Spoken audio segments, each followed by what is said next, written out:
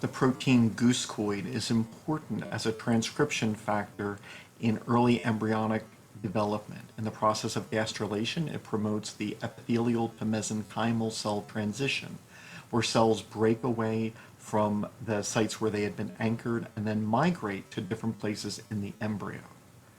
Some authors hypothesized that cancer cells might then express this protein, which is typically confined only to embryonic development, and thus use goosecoid in the process of metastasis, where cancer cells can break away from a primary tumor and found secondary tumors.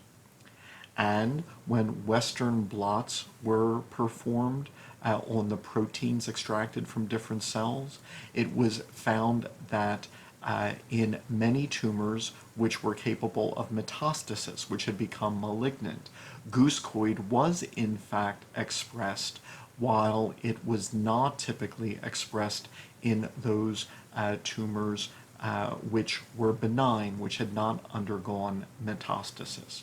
One could use probes to search for the goosecoid protein in certain cells to demonstrate this. Another study looked at cells in tissue culture. First, a typical normal batch of cells, and then a second batch where goosecoid expression had been increased ectopically, and so artificially expression of goosecoid was stimulated.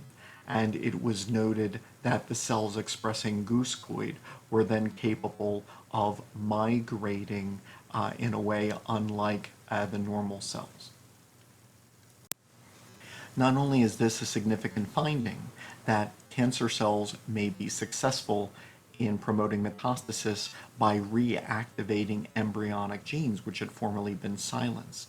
I think this is a great example of the scientific process and how large amounts of research, even in seemingly unrelated fields, may contribute to new insights. This particular insight first required the discovery of the gene bicoid, which caused embryo fly larvae to die because they were not developing head structures. This then was applied to the frog Xenopus to find out that there was a vertebrate version of this gene. Mouse versions of this gene were studied and helped identify a human disorder in which goosecoid is mutated. And then finally, this was applied to cancer research. And so I think this is a great example of the scientific process and how new discoveries can build on previous conclusions, even in diverse fields.